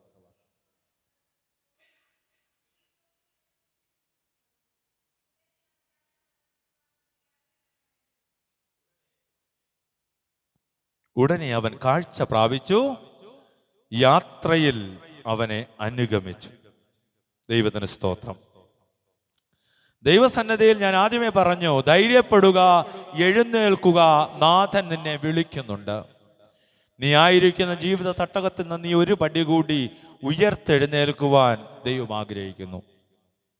നമ്മൾ ഈ ആണ്ടിൻ്റെ ആദ്യ ഭാഗങ്ങൾ അല്ലെങ്കിൽ ആദ്യ ദിവസങ്ങളിൽ ഈ കൺവെൻഷൻ കൊണ്ട് നമ്മളെ രൂപപ്പെടുത്തണമേ, നമ്മളെ രൂപാന്തരപ്പെടുത്തണമേ എന്നുള്ള വലിയ പ്രാർത്ഥന ദിവസവും നമ്മൾ ഉരുവിടണം. സങ്കീർത്തനങ്ങൾ പറയുന്നുണ്ട്, എൻ്റെ കാലുകൾ വഴുതിയില്ല, കാരണം എൻ്റെ നടപ്പ് നിന്റെ ചുവടുകളിലായിരുന്നു. നമ്മൾ ക്രിസ്തുവിൻ്റെ പാദപീഠങ്ങൾ പിൻപറ്റുന്നുവെങ്കിൽ നമ്മുടെ കാലുകൾ വീണുപോകുകയില്ല. ഈ ലോകം വഴുവഴുപ്പുള്ള ലോകമാണ്, തെന്നി വീഴാവുന്ന ലോകമാണ്. അതുകൊണ്ട് എന്നെ കേൾക്കുന്ന ദൈവജനമേ, ഒരിക്കലും നമ്മൾ വീണു പോകരുത്. ഇവിടെ പറയുന്നു, യേശു അവനോട് പോക, നിന്റെ വിശ്വാസമാ നിന്നെ രക്ഷിച്ചിരിക്കുന്നത്. അല്ലേ? അവൻ വിശ്വാസത്തോടാ അടുത്ത് വന്നിരിക്കുന്നത്. ഇന്ന് എത്രമാത്രം വിശ്വാസം നമ്മുടെ കർത്താവിലുണ്ട്. ആ വിശ്വാസം ദൃഢപ്പെടുന്നുവെങ്കിൽ നമുക്ക് നമ്മുടെ ആവശ്യങ്ങൾ തീർച്ചയായിട്ടും ദൈവം നിറവേറ്റി തരും.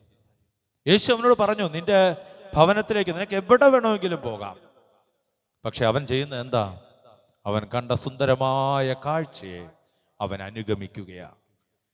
അവന്റെ ജീവിതം ധന്യമായി. ഇതുവരെ ഒരു അന്ധനായ മനുഷ്യൻ മറ്റുള്ളവർ ആഗ്രഹിക്കുന്ന ഇടങ്ങളിലേക്ക് അവൻ യാത്ര ചെയ്തത്.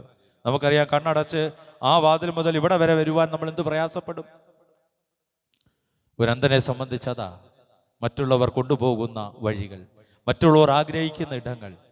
പല രീതിയിൽ അവൻ്റെ ജീവിതം മുൻപോട്ട് പോകുമ്പോൾ യേശു അവന് കാഴ്ച കൊടുക്കുന്നതിൽ കൂടി ആ യേശുവിനെ അനുഗമിക്കുവാൻ അവന് സാധ്യമായി. ഇന്ന് ക്രിസ്തീയ വിശ്വാസികളാണ് നമ്മളൊക്കെയും കർത്താവിനെ അനുഗമിക്കണം. എങ്ങനെയാണ് അനുഗമിക്കേണ്ടത്? 2 അധ്യായം തൊട്ട് മുൻപിൽ 8:34 പറയുന്നുണ്ട്, ആരെങ്കിലും എന്നെ അനുഗമിക്കുവാൻ ഇച്ഛിച്ചാൽ തന്നെത്താൻ ത്യജിച്ച് തൻ്റെ ക്രൂശ് എടുത്ത് അനുഗമിക്കണം. അത് തന്നെയാ ഈ വാക്യങ്ങളിലും പറഞ്ഞ ചില ത്യജിക്കലിൻ്റെ അനുഭവത്തിൽ കൂടി മാത്രമേ ക്രൂശ് കണ്ടെത്തുവാൻ സാധ്യമാകുകയുള്ളൂ. നമ്മളൊക്കെ ക്രൂശിനെ കഷ്ടത, പ്രയാസം എന്നൊക്കെ നമ്മൾ പറയാറുണ്ട്. പക്ഷേ നമുക്ക് വേണ്ടി സന്തോഷത്തോടെ ക്രൂശ് സ്വീകരിച്ചതാ നമ്മുടെ കർത്താവ്. ഒറ്റ വാക്കിൽ പറയുമ്പോൾ, മറ്റുള്ളവരുടെ അനുഗ്രഹത്തിന് വേണ്ടി സ്വയം സ്വീകരിച്ച ത്യാഗമാണ് ക്രൂശ്. കർത്താവിൻ്റെ ഉയർച്ചയ്ക്ക് വേണ്ടിയാണോ? അല്ല. കർത്താവിൻ്റെ വീട്ടുകാരുടെ ഉയർച്ചയ്ക്ക് വേണ്ടിയാണോ? അല്ല. നമ്മുടെ ഉയർച്ചയ്ക്ക് വേണ്ടി, നമ്മുടെ വീണ്ടെടുപ്പിന് വേണ്ടി കർത്താവ് സ്വീകരിച്ച ത്യാഗം, ആ വാക്ക് തന്നെയാണ് അവിടെ ഉപയോഗിക്കുന്നത്. പല അവസരങ്ങളുണ്ടായിരുന്നു ക്രൂശ് ഒഴിവാക്കാം. പക്ഷേ ഈ ക്രൂശ് വഹിച്ച് നമ്മളെ വീണ്ടെടുത്തിരിക്കുക. വിശുദ്ധ തിരുവത്താഴത്തിൽ കൂടിയൊക്കെ ഓരോ ആഴ്ചയും നമ്മൾ പുതുക്കപ്പെടുകയാണ്. ആഘോഷമാണ് വിശുദ്ധ കുർബാന എന്ന് പറയുന്നത്. കാരണം കർത്താവിനെ സ്വീകരിക്കുമ്പോൾ, ഭക്ഷിക്കുമ്പോൾ, പാനം ചെയ്യുമ്പോൾ നമ്മൾ പുതിയ ദേഹിയാവുകയാണ്. ബർത്ത്ഡേ നമ്മൾ ആഘോഷിക്കാറുണ്ട് വർഷത്തിൽ ഒരു പ്രാവശ്യം. വിവാഹ വാർഷികം ആഘോഷിക്കാറുണ്ട് വർഷത്തിൽ ഒരു പ്രാവശ്യം. എന്നാൽ വിശുദ്ധ തിരുവത്താഴം നമ്മളെല്ലാ ആഴ്ചകളിലും നമ്മൾ ഒരുമിച്ച് കൂടി വരിക. ക്ഷണിക്കപ്പെട്ട കുറച്ച് പേരല്ല, അല്ലേ? നമ്മൾ ഇടവകയിലുള്ള എല്ലാവരും ഒരേ അപ്പത്തിൻ്റെയും പാനപാത്രമാവുക, അല്ലെങ്കിൽ വീഞ്ഞിൻ്റെയും അംശികളാവുക. അപ്പോൾ എന്താണ് യഥാർത്ഥമായ ആത്മീയത എന്നുള്ളതിനെ കുറിച്ച് അല്പം ചിന്തിപ്പാനായിട്ടാണ് ഞാൻ ആഗ്രഹിച്ചത്. ഒന്നാമത് ഞാൻ ഓർമ്മപ്പെടുത്തി, വ്യർത്ഥമായ നിശബ്ദമായ ഭാഷയിൽ അർത്ഥവത്തായ ആത്മീയത എന്ത് എന്ന് ചോദിക്കുമ്പോൾ ഒന്ന് ഞാൻ പറഞ്ഞു, യേശുവിനെ അറിയുന്നതല്ല ആത്മീയത, യേശുവിനെ അനുഭവിച്ച് അറിയണം. രണ്ടാമതായിട്ട് ഞാൻ പറഞ്ഞു, പ്രശ്നങ്ങളുടെ നടുവിലുള്ള നിശബ്ദതയല്ല യഥാർത്ഥമായ ആത്മീയത എന്ന് പറയുന്നത്. ശബ്ദമുയർത്തി നിലവിളിക്കുവാൻ നമുക്ക് സാധിക്കണം. ഏത് പ്രതിസന്ധി ഘട്ടത്തിലും ശബ്ദമുയർത്തി നിലവിളിക്കുവാൻ സാധിക്കണം. മൂന്നാമതായി ഓർമ്മപ്പെടുത്തി, എന്തെങ്കിലും ലഭിക്കുന്നതല്ല ആത്മീയത. എൻ്റെ ദൈവത്തിന് വേണ്ടി, ദൈവത്തിന് ഇഷ്ടമല്ലാത്ത ചില കാര്യങ്ങൾ ഉപേക്ഷിക്കുന്നതാണ് യഥാർത്ഥമായ ആത്മീയത. അപ്രകാരം ഉപേക്ഷിക്കുമ്പോൾ നമ്മുടെ ജീവിതത്തിൽ ഒരിക്കലും ലഭിക്കത്തില്ല എന്ന് ചിന്തിക്കുന്ന പലതും ഈ പുതുവർഷത്തിൽ നേടിയെടുക്കുവാൻ നമുക്ക് സാധിക്കും. നാലാമതായി ഓർമ്മപ്പെടുത്തി, ക്രൂശിൻ്റെ വിലപേശലല്ല, ജീവിതത്തിൻ്റെ അവസാനത്തോളം ഈ ക്രൂശിനെ അനുഗമിക്കുന്നതാണ് യഥാർത്ഥമായ ആത്മീയത എന്ന് പറയുന്നത്. ഒരു ജീവിതാനുഭവം കൂടി പറഞ്ഞ് ഞാൻ എൻ്റെ പ്രസംഗത്തിൽ നിന്ന് വിരമിച്ചു കൊള്ളട്ടെ. ഞാൻ 2003-4 കാലഘട്ടത്തിൽ കർണാടകയിലുള്ള അങ്കോലയിലുള്ള ഒരു മിഷൻ ഫീൽഡ് പ്രാക്ടിക്കൽ വർക്കിനായിട്ട് കടന്നുപോയി. അവിടെ കടന്നുപോയി. അന്ന് ചെറിയ പയ്യനാണ്, +2 ഒക്കെ കഴിഞ്ഞ് പഠിക്കുവാനായിട്ട് ബൈബിൾ കോളേജ് ചെന്ന് ആദ്യത്തെ വർഷം തന്നെ ഞങ്ങളെ പ്രാക്ടിക്കൽ വർക്കിന് വിടുകയാണ്. 2 മാസം അവിടുത്തെ ശുശ്രൂഷ. അപ്പോൾ അവിടുത്തെ അച്ഛൻ മിഷൻ ഫീൽഡ് സന്ദർശനത്തിനൊക്കെ കൊണ്ടുപോയി യാർച്ചമായിട്ടൊരു ഭവനത്തിൽ ചെന്നു. നമ്മളൊക്കെ അച്ഛന്മാരൊക്കെ വരുമ്പോൾ ഓടി വന്ന് സ്വീകരിക്കും, അകത്തിരുത്തും, ചായ കൊടുക്കും. ഇതൊക്കെയാണ് ഞങ്ങളൊക്കെ ശുശ്രൂഷയിലേക്ക് ഇറങ്ങുമ്പോൾ ഉള്ള നമ്മുടെ ചിന്തകളും കാര്യങ്ങളുമൊക്കെ. ഈ ഭവനത്തിലേക്ക് വന്നപ്പോൾ ഞങ്ങളെ സ്വീകരിക്കാനായിട്ട് ആരും തന്നെ അവിടെ ഇല്ല. ഈ അച്ഛൻ തന്നെ കതക് ചാരിയിട്ടും തുറന്ന് അകത്തേക്ക് കയറുന്നു. അകത്തേക്ക് കയറി തൊട്ട് വലത് സൈഡിലൊരു മുറി. ആ മുറിയിൽ ഒരു കട്ടിലുണ്ട്. ആ കട്ടിലിൽ ഒരു മനുഷ്യൻ കിടപ്പുണ്ട്. മനുഷ്യനെന്ന് പറയാനായിട്ട് തല മാത്രമേ കാണുന്നുള്ളൂ. ഒരു കമ്പിളി പുതപ്പൊക്കെ കൊണ്ട് പുതച്ച് കിടക്കുകയാണ്. ഞങ്ങൾക്ക് വല്ലാത്ത പന്തികേട് തോന്നി. കാരണം അനുഭവങ്ങൾ വളരെ കുറവാണ്. ഞാൻ പറഞ്ഞു, +2 കഴിഞ്ഞ് പഠിക്കുക അല്ലെങ്കിൽ പഠനത്തിന് വേണ്ടി ഇറങ്ങിയതേ ഉള്ളൂ. അതുകൊണ്ട് അത്തരത്തിലുള്ള അനുഭവങ്ങൾ വളരെ കുറവായിരുന്നു. അപ്പോൾ ചെന്ന് കഴിഞ്ഞ് ആ ഭവനത്തിൽ, ആ മുറിയിൽ ദുർഗന്ധമൊക്കെ വമിക്കുന്നു. കട്ടിൽ നോക്കിയപ്പോൾ ഉറുമ്പുകളൊക്കെ ഇങ്ങനെ ഓടിക്കളിക്കുന്നു. അപ്പോൾ അവിടെ അദ്ദേഹത്തെ ശുശ്രൂഷിക്കുവാനായിട്ട് ആരും തന്നെ ഇല്ല എന്നുള്ളത് ഞങ്ങൾക്ക് മനസ്സിലായി. അവൾ കുറച്ചു നേരം അവിടെ നിന്നു. അച്ഛൻ ആ കട്ടിലിൻ്റെ സൈഡിൽ നിന്നുകൊണ്ട് അദ്ദേഹത്തിൻ്റെ ജീവിത അനുഭവം പറയുകയാണ്. ഒരു ഹൈന്ദവ കുടുംബത്തിൽ ജനിച്ച ഒരു മനുഷ്യനാണ് ഇദ്ദേഹം. വളരെ പണ്ട്, അല്ലെങ്കിൽ 10-12 വയസ്സുള്ളപ്പോൾ തന്നെ ഒരു ക്രിസ്തീയ കൺവെൻഷന് ഈ മകൻ കൂട്ടുകാരോടൊപ്പം പോയി യേശുവിനെ സ്വന്തം രക്ഷിതാവായി സ്വീകരിച്ചു. അങ്ങനെ സ്വീകരിച്ച് പല ആരാധനകളായി, പല കൺവെൻഷനുകളായി ഈ പയ്യന് യേശുവിനെ കുറിച്ച് അറിയുവാൻ ഒരുപാട് ആകാംക്ഷയായി. അങ്ങനെ ഒരു ദിവസം ആ സഭാ ശുശ്രൂഷകൻ ഒരു വേദപുസ്തകം ഈ പൈതലിന്, ഈ മകന് കൊടുത്തു. നമുക്കറിയാം 12 വയസ്സുള്ളപ്പോൾ എത്ര, ഒരു 5ാം ക്ലാസ്സോ അല്ലെങ്കിൽ 7ാം ക്ലാസ് വരെ പഠിക്കുന്ന പ്രായമേ ആയുള്ളൂ. അപ്പോൾ ഇദ്ദേഹത്തിൻ്റെ സഹോദരങ്ങൾ വീട്ടിലുണ്ട്. ഒരു ഹൈന്ദവ സമൂഹത്തിൽ പേര് കേട്ട ഒരു കുടുംബമാണ്. ഈ ബൈബിളുമായിട്ട് വളരെ സന്തോഷത്തോടെ ഈ ഭവനത്തിലേക്ക് വന്നു. ആദ്യമൊക്കെ ഇവരെ മാതാപിതാക്കളോട് പറഞ്ഞു, നിങ്ങളുടെ മകൻ ഇതുപോലെ പള്ളികളിൽ പോകുന്നുണ്ട്, ആരാധനയ്ക്ക് പോകുന്നുണ്ട്, പ്രസംഗങ്ങൾക്കൊക്കെ പോകുന്നുണ്ട്. അതൊന്നും പിതാവ് വലിയ കാര്യമാക്കിയില്ല. പക്ഷേ ഇങ്ങനെ ബൈബിളുമായിട്ട് വന്നപ്പോൾ ഭവനത്തിൽ വലിയ പ്രശ്നങ്ങളായി. അവിടെ പിടിച്ചു നിർത്തി വളരെ താക്കീതായി ഈ ബൈബിൾ പുറത്തു കൊണ്ട് കളയണം, ഈ വീട്ടിൽ ബൈബിൾ കയറ്റാൻ സമ്മതിക്കത്തില്ല. വളരെ ബഹളമായി, വഴക്കായി, അടിയായി. അവസാനം ഈ മകനെ ആ രാത്രിയിൽ ഭവനത്തിൽ നിന്ന് പുറത്താക്കുകയാണ്. പറഞ്ഞു, നിനക്ക് ഈ ബൈബിള് കളഞ്ഞാൽ നിനക്ക് ഈ ഭവനത്തിലേക്ക് പ്രവേശിക്കാം. ഈ ബൈബിള് നിനക്ക് വേണമെങ്കിൽ നിനക്ക് ഈ ഭവനത്തിന്റെ പുറത്തേക്ക് പോകാം. ഈ രാത്രിയിൽ വീണ്ടും ഈ പയ്യൻ ഈ ബൈബിളുമായിട്ട് ആ വീട് വിട്ടിറങ്ങി. ആ അച്ഛൻ്റെ സാക്ഷ്യത്തിൽ പറഞ്ഞു, ജീവിതത്തിൽ യേശുവിനെ സ്നേഹിച്ചത് കൊണ്ട് ആദ്യം ലഭിച്ച ഒരടിയാണ് എൻ്റെ മാതാപിതാക്കളെയും സഹോദരങ്ങളെയും എനിക്ക് നഷ്ടപ്പെട്ടത്. അപ്പോൾ ഈ മനുഷ്യൻ്റെ ജീവിതത്തിൽ അച്ഛൻ പറഞ്ഞു, ജീവിതത്തിൽ ഒരു പ്രാവശ്യമെങ്കിലും നന്മ നൽകാത്ത ദൈവത്തെ നമുക്ക് നല്ലവനെന്ന് വിളിക്കുവാൻ സാധിക്കുമോ? ഒരു ചോദ്യമായിരുന്നു. നമ്മളൊക്കെ എപ്പോഴും സ്തോത്രം പറയുന്നുണ്ട്, ഹല്ലേലൂയ പറയുന്നുണ്ട്, പ്രാർത്ഥിക്കുന്നുണ്ട്. ഞെരുക്കങ്ങളുടെയൊക്കെ മധ്യത്തിലും ദൈവം സന്തോഷവും സമാധാനവും ഒക്കെ നൽകുന്നുണ്ട്. അതുകൊണ്ട് നമ്മൾ എപ്പോഴും ദൈവത്തെ സ്തുതിക്കുന്നുണ്ട്. എന്നാൽ ഒരു പ്രാവശ്യം പോലും നല്ലത് നൽകാത്ത ദൈവത്തെ നമുക്ക് നല്ലവനെന്ന് വിളിക്കുവാൻ സാധിക്കുമോ എന്ന് ചോദിച്ചുകൊണ്ട് ഈ മനുഷ്യന്റെ ജീവിതം പറയുന്നത്. അപ്പോൾ ഇത് പറഞ്ഞു, താടിയൊക്കെ വളർത്തിയിട്ടുണ്ട്, നിറഞ്ഞ കണ്ണുകളാണ്, ഈ മുഖം മാത്രമേ നമുക്ക് പുറത്ത് കാണാൻ പറ്റത്തുള്ളൂ. ചെറിയൊരു മാംസപിണ്ഡം പോലെയാണ് ഇദ്ദേഹം കിടക്കുന്നത്, ശരീരം പോലും കാണാനായിട്ട് പറ്റത്തില്ല. അച്ഛൻ വീണ്ടും പറഞ്ഞു, യേശുവിനെ ഈ മനുഷ്യൻ സ്നേഹിച്ചത് കൊണ്ട് ചെറുപ്പത്തിൽ തന്നെ മാതാപിതാക്കളും സഹോദരങ്ങളും നഷ്ടപ്പെട്ടു. ഇവൻ വീണ്ടും കൂട്ടുകാരുടെ അടുത്ത് ചെന്നു. ഈ കൂട്ടുകാർ അവിടുത്തെ പള്ളിയിലെ ശുശ്രൂഷകൻ്റെ അടുത്ത് കൊണ്ട് ചെന്നു. അങ്ങനെ അദ്ദേഹത്തെ ഒരു ചെറിയ ഹോസ്റ്റലിലൊക്കെ ആക്കി പഠനം ആരംഭിച്ചു. അങ്ങനെ പഠനം ആരംഭിച്ചു. 10 കഴിഞ്ഞു, 12 കഴിഞ്ഞു. ഒരു ബൈബിൾ കോളേജിൽ പഠിക്കുവാൻ പോയി. അദ്ദേഹം ഒരു സുവിശേഷകനായി മാറി. അങ്ങനെ വിവിധ ഇടങ്ങളിലൊക്കെ ശുശ്രൂഷ ചെയ്ത് വിവാഹമൊക്കെ കഴിച്ചു. 2 കുഞ്ഞുങ്ങളായി. വീണ്ടും സ്വന്തം നാട്ടിലേക്ക് ഇദ്ദേഹം കടന്നു വന്നു. കാട്ടുതീ പോലെ അവിടെ പടർന്നു. തൻ്റെ സഹോദരങ്ങളൊക്കെ വലുതായി. അപ്പോൾ അവിടെ വന്ന് ശുശ്രൂഷ ചെയ്യുന്നറിഞ്ഞപ്പോൾ അവർക്ക് ഭയങ്കര നാണക്കേട്. ഉടനെ സഹോദരങ്ങൾ കുറച്ച് സുഹൃത്തുക്കളെയൊക്കെ ചേർത്ത് പള്ളിയിൽ അല്ലെങ്കിൽ താമസിക്കുന്ന അടുത്ത് വന്ന് ഭയപ്പെടുത്തി. കൊച്ചു കുഞ്ഞുങ്ങളാണ്, നിനക്ക് ലോകത്ത് എവിടെ വേണമെങ്കിലും കർത്താവിൻ്റെ വചനം നിനക്ക് പറയാം, അല്ലെങ്കിൽ സുവിശേഷം നിനക്ക് നടത്താം.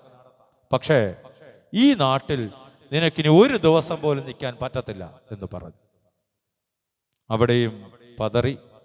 ഇതൊന്നും കാര്യമാക്കാതെ ആ മനുഷ്യൻ അവിടെ ശുശ്രൂഷ തുടർന്നു. ഒരു ദിവസം രാത്രി ഒരു പ്രാർത്ഥനയൊക്കെ കഴിഞ്ഞ് ഈ മനുഷ്യൻ ഒറ്റയ്ക്ക് നടന്നു വരികയാണ്. അപ്പോൾ ഈ സ്നേഹിതരും തൻ്റെ സഹോദരങ്ങളും ചേർന്ന് ഈ മനുഷ്യനെ അപായപ്പെടുത്തി. അടിയായി മരണത്തെ മുഖാമുഖം കണ്ട് ഒരുപാട് വെട്ടുകളൊക്കെ ശരീരത്തിൽ കൊണ്ട് ആ രാത്രി മുഴുവൻ ചോരയൊലിച്ച് ആ റോഡിൽ ഇദ്ദേഹം കിടന്നു. ഒരുപാട് സമയം കഴിഞ്ഞിട്ടും ആരും ഇദ്ദേഹത്തെ ആശുപത്രിയിൽ കൊണ്ടുപോയില്ല. പിന്നെ ആരൊക്കെയോ ചേർന്ന് ഇദ്ദേഹത്തെ ആശുപത്രിയിൽ എത്തിച്ചു. ആ ഒരു അപകടത്തിൽ അദ്ദേഹത്തിൻ്റെ ഒരു കൈയും ഒരു കാലും നഷ്ടപ്പെട്ടു. ശരീരം മുഴുവൻ മുറിവുകൾ, ഒരുപാട് സ്റ്റിച്ചുകൾ.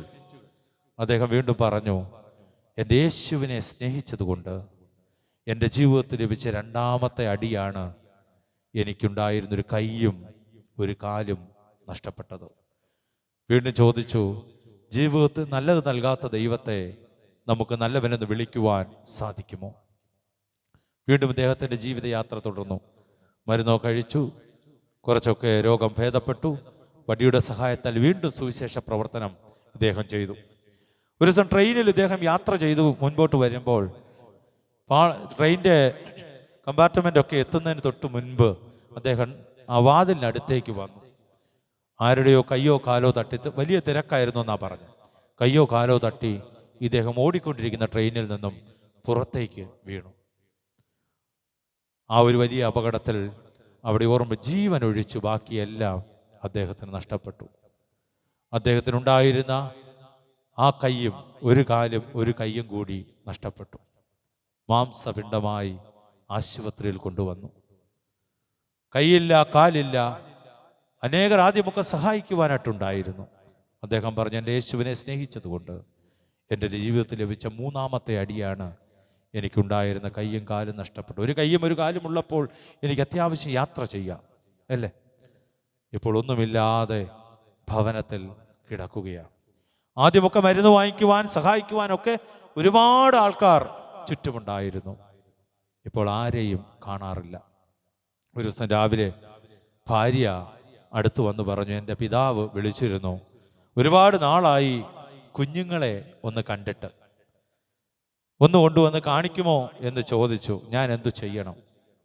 ഇദ്ദേഹം നിറകണ്ണുകളോട് പറഞ്ഞു, ശരി, പോയിട്ട് പെട്ടെന്ന് വരണേ. നീ പോയിട്ട് പെട്ടെന്ന് വരണേ. നീ വന്നെങ്കിലേ എനിക്ക് അല്പം വെള്ളം കുടിക്കാൻ പറ്റത്തുള്ളൂ, മരുന്ന് കഴിക്കാൻ പറ്റത്തുള്ളൂ, ഭക്ഷണം കഴിക്കാൻ പറ്റത്തുള്ളൂ. പെട്ടെന്ന് വരണേ എന്ന് പറഞ്ഞു വിട്ട തൻ്റെ ഭാര്യയും മക്കളും ഇന്നേ വരെ ആ ഭവനത്തിലേക്ക് മടങ്ങി വന്നിട്ടില്ല. എൻ്റെ യേശുവിനെ സ്നേഹിച്ചത് കൊണ്ട് എൻ്റെ ജീവിതത്തിൽ ലഭിച്ച 4ാമത്തെ അടിയാണ് ജീവിതത്തിൽ അവസാനം വരെ നിലനിൽക്കുമെന്ന് കരുതിയ എൻ്റെ ഭാര്യയും എൻ്റെ കുഞ്ഞുങ്ങളും എന്നെ ഉപേക്ഷിച്ച് കടന്നുപോയി. ജീവിതത്തിൽ നല്ലത് നൽകാത്ത ദൈവത്തെ എങ്ങനെ നല്ലവനെന്ന് വിളിക്കുവാൻ സാധിക്കും? വേദന വരുമ്പോൾ ഞാൻ ഉറക്കെ കരയും. ഒന്ന് ശരീരം ചൊറിയുവാനോ ഒന്ന് തിരിഞ്ഞു കിടക്കുവാനോ ഒന്നും എനിക്ക് സാധിക്കത്തില്ല. കരച്ചിൽ ഉച്ചത്തിലാകുമ്പോൾ അടുത്ത് നിന്ന് ആരെങ്കിലും വന്ന് എന്തെങ്കിലും തന്നാലായി. മുറിവുകളൊക്കെ പഴുക്കുമ്പോൾ ഉറുമ്പുകളൊക്കെ വന്ന് കടിക്കും. വേദന വരുമ്പോൾ ഞാൻ ഉറക്കെ കരഞ്ഞ് കരഞ്ഞ് അറിയാതെ ഉറങ്ങിപ്പോകും. ഒരു മനുഷ്യന്റെ നിസ്സഹായ അവസ്ഥയാ. വേദനകളൊക്കെ കടിച്ചു പിടിച്ച് കരഞ്ഞു കരഞ്ഞു ഞാൻ അറിയാതെ ഉറങ്ങിപ്പോകും. ഇനി നിങ്ങൾ പറ, ജീവിതത്തിൽ ഒരു പ്രാവശ്യം പോലും നന്മ നൽകാത്ത ദൈവത്തെ നല്ലവനെന്ന് വിളിക്കുവാൻ സാധിക്കുമോ? ഞങ്ങൾ കുഞ്ഞുങ്ങളാണ്, നമ്മൾ എന്തു പറയാനാ?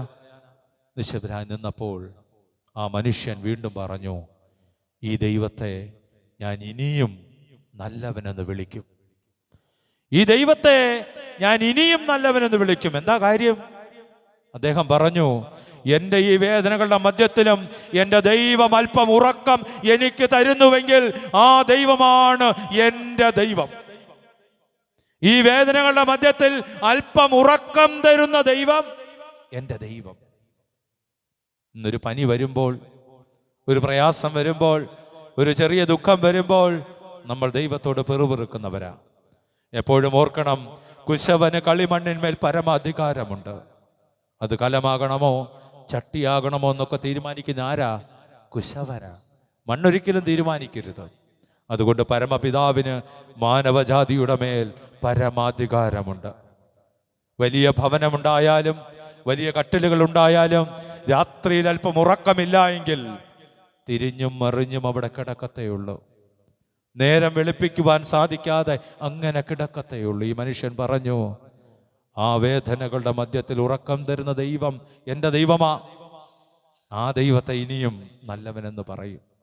ഒരു ഹൈന്ദവ കുടുംബത്തിൽ നിന്ന് യേശുവിനെ സ്വന്തം രക്ഷിതാവായി സ്വീകരിച്ച് വിശ്വാസത്തിലേക്ക് വന്നൊരു മനുഷ്യന്റെ സാക്ഷ്യമാണ്. ഇന്ന് പാരമ്പര്യമായി ദൈവസന്നദ്ധിയിൽ ക്രിസ്തുവിന്റെ സാക്ഷികളാണെന്ന് ഉറക്കെ പ്രഖ്യാപിക്കും. നമുക്ക് നമ്മുടെ സാക്ഷ്യം എപ്രകാരമാണ്? വേദനകൾ വരുമ്പോൾ എപ്രകാരമാണ്? അതുകൊണ്ട് ഈ 2026 പുതിയ തീരുമാനങ്ങൾ എടുത്ത് പുതിയ ജീവിത പടവുകൾ ചവിട്ടിക്കയറുവാൻ നമുക്കെല്ലാവർക്കും സാധ്യമാകട്ടെ. അർത്ഥവത്തായ ആത്മീയതയുടെ മറവിൽ നമുക്ക് ഒരുമിച്ചായിരിക്കാം. ഈ വചനങ്ങളാൽ ദൈവം നമ്മളെല്ലാവരെയും അനുഗ്രഹിക്കുമാറാകട്ടെ, ശക്തീകരിക്കുമാറാകട്ടെ. ആമേൻ. ഇങ്ങനെ അവസരം നൽകിയ പ്രിയ അച്ഛനോടും കമ്മിറ്റി അംഗങ്ങളോടും പ്രിയ സെക്രട്ടറി എല്ലാവരോടും നന്ദി സ്നേഹത്തെയും അറിയിക്കുന്നു. പ്രിയ അച്ഛൻ്റെ മകൻ ജോയി റോബിൻസൺ അച്ഛൻ എൻ്റെ ഏറ്റവും അടുത്ത സുഹൃത്താണ്. കഴിഞ്ഞ 5-6 വർഷമായിട്ട് അച്ഛനുമായിട്ടുള്ള സൗഹൃദമാണ്. ഞാൻ ഒരു ലൂതറൻ സഭയിൽ ആദ്യമായിട്ടൊരു പ്രോഗ്രാമിന് പോകുന്നത് അച്ഛൻ്റെ അടുത്താണ്. വർഷങ്ങൾക്ക് മുൻപ് ഞങ്ങൾ KCCയിലൊക്കെ ഒരുമിച്ച് പ്രവർത്തിച്ചുകൊണ്ടിരിക്കുന്നു. അച്ഛനെ ഓർത്ത് ദൈവത്തെ സ്തുതിക്കുന്നു. ദൈവം നിങ്ങളെല്ലാവരെയും സമൃദ്ധമായി അനുഗ്രഹിക്കട്ടെ എന്ന് പ്രാർത്ഥിക്കുന്നു. ആമേൻ.